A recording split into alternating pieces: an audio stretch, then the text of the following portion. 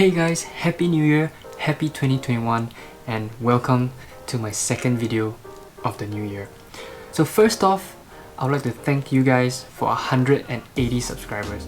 I never ever thought I'll be able to hit this number, and if you guys can help me get to 200 by the end of February, then thumbs up, man! So since all my NS videos are like the more popular ones on my channel, I thought why not make a video talking about the most memorable moments in BMT.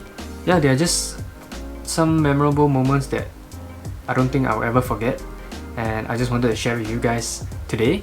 And for those that are enlisting soon, you don't have to worry, because with the right company, you're gonna have memorable moments like these as well. So first thing is night snacks. If you ask my section mates, they'll know that I really love night snacks. Because okay, you know, after a whole day of training, your body's very tired and stuff, and the night snacks are kind of like a bonus at the end of the day. And yeah, I just look forward to it every night. Well, night snacks are given to you every night for the first confinement period, but after that it's on selected nights only. If you're lucky, you'll be able to get some. If you're not, then too bad. Okay, so when I say night snacks, the main night snack I remember is these sunshine bread that comes in different flavors. For me, I personally love the strawberry one. Yeah, so there was this one time we had to go to the lecture hall for last break because I think it started raining, and the night snacks were distributed to all of us. And I noticed there was one, like literally one night snack left, and I was eyeing it the whole time, and nobody wanted to eat it. So at the end of the last parade, the sir asked, anyone wants these night snacks? And I was like, me? But like, I raised my hand, but I didn't want to, you know, raise it high because I was, you know, embarrassed to be like the only one. And someone in my section, I forgot who it was, but someone in my section told the sir that I wanted a night snack. So the sir, I thought he was gonna just give it to me, but no. He said, Andrew, come to the front. And so I went to the front, and someone else from another section wanted the night snack as well. So the sir said, you guys are gonna have to do something to fight for the night snack. And we ended up doing planks, like planking, literally planking for like a good 6 minutes at least. That's the longest I've ever held a plank, and that's the longest I ever will hold a plank. In the end, both me and him shared the night snack, and yeah, I just couldn't believe it. Like, it was in front of the whole platoon that me and the guy had to do the plank. So that's the first memorable moment regarding the night snack. So next memorable moment is with Daniel. If you don't remember who Daniel is, this is Daniel. Pew pew! Audio! Well, Daniel is a joker. I'm really glad that both of us can click well. And the memorable thing about me and Daniel is our Cookhouse Bets, like which column we are gonna sit. So there are 4 columns in the cookhouse. I think I explained it in this video. I'll put it up there. Before we march off from our block, we always pick a number between 1 and 4 to guess which column we'll be sitting at, and the loser will have to pay for the other person's meal. So as I mentioned in that video, we'll start off with a burger of our choice from McDonald's, and then we'll go up to a meal, an upsized meal, and other additional add-ons that we want. So it was just a mood lifter in a sense. Like, we kind of always look forward to meal times because we can do this bet. And yeah, I think that's one of the things that brought me and Daniel closer to each other. And yeah, moving on, Eugene and MJ helping me out for the low rope. So low rope obviously is one of the stations for the SOC, and the first time I did it, I could not complete the low rope. There is a certain technique that you have to use in order to complete it efficiently, I guess. And I was just quite demoralized that I couldn't finish that one station. And I remember on our way back from the end of the course to the beginning of the course where everybody was gathering, I was walking with Eugene and I just told him that I wanted to try the low rope again, and just nice, guess who showed up? Sir Lance.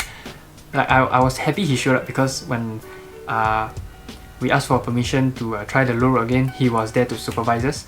He was happy enough to be there with us and help us. And so while everybody was making their way back to the gathering point, Sir Lance, MJ and Eugene were there to help me overcome this low rope. And you have no idea how happy I was when I completed it like 2 times that one day. And yeah, I really felt very good after completing it, and I'm very thankful for the 3 of them for helping me, because that's just like, wow, they could have just gone back, but they decided to stay and help. So I will be forever thankful for you guys, and I will never ever forget that moment. So moving on will be the weapon ceremony and live firing. So weapon ceremony, of course, is where you get your weapons from your sergeants, and obviously it's memorable because that's the first time I ever got to hold like a gun. And yeah, live firing,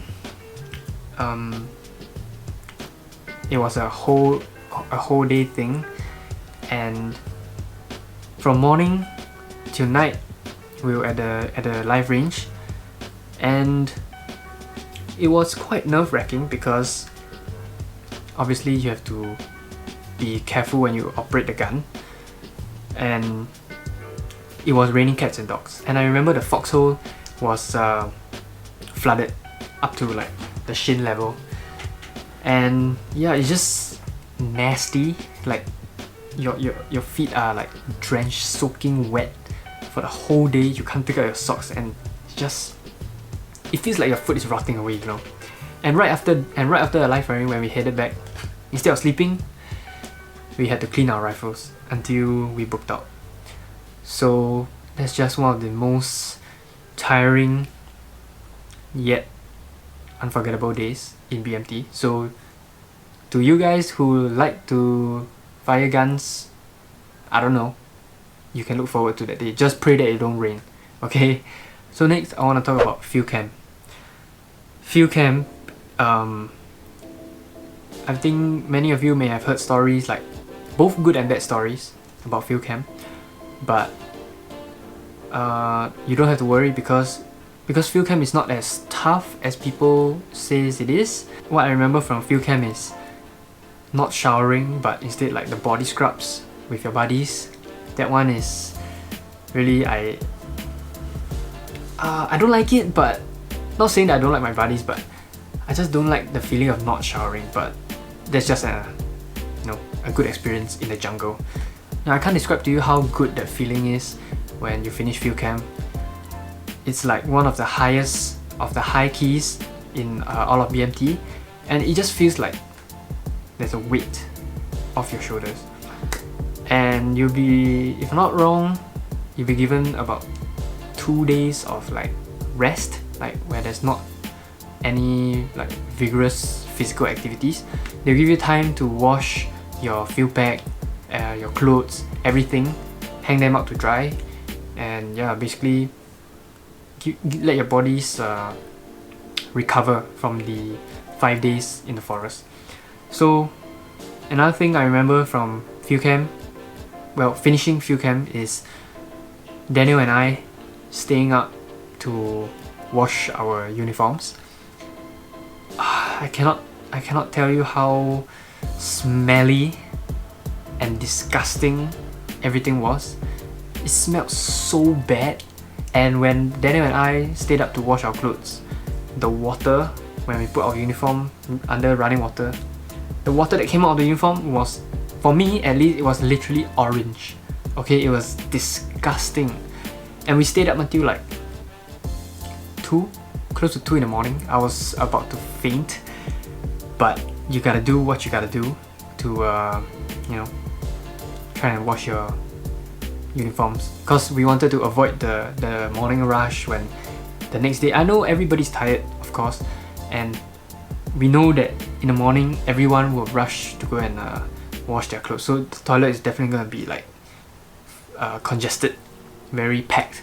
So Daniel and I just wanted to get the washing over and done with and just sleep till a little bit later in the morning, you know.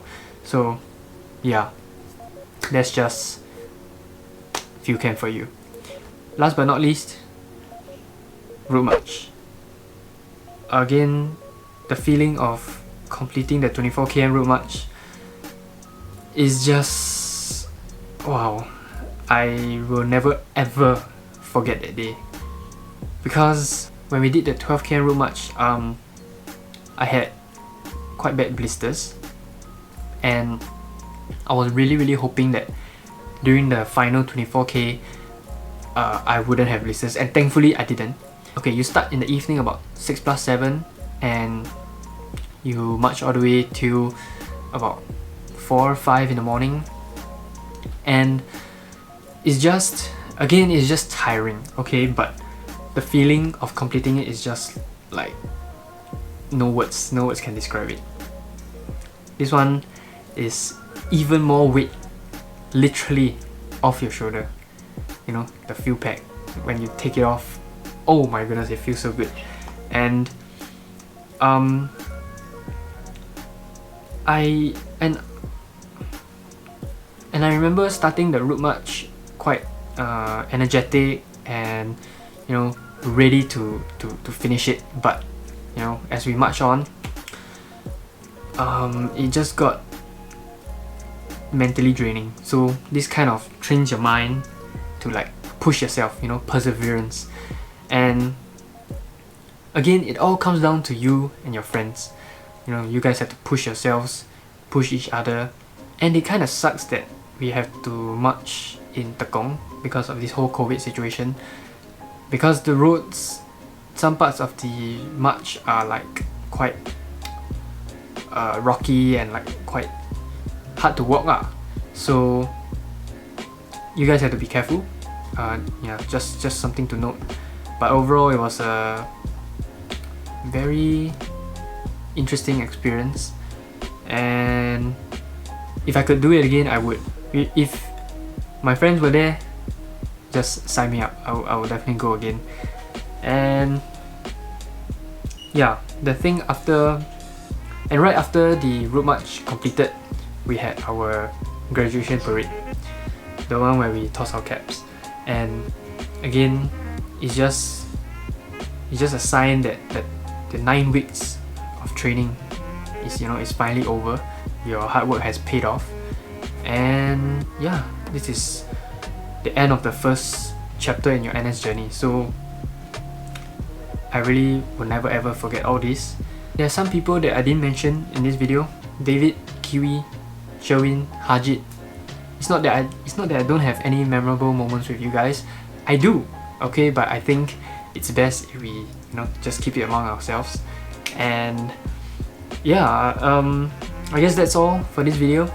I just want to reassure those that are enlisting that you know, you don't have to worry about anything, because as I said, with the right company, you know, you are gonna have a good experience in BMT as well. So I guess that's all for this video. Thank you guys so much for watching. Please don't forget to like, comment and subscribe. Subscribe please, because I hope to hit 200 by the end of February. So if you guys can hit that, then that'll be great. But yeah, all the best to those that are enlisting, and see you all in the next video. Bye.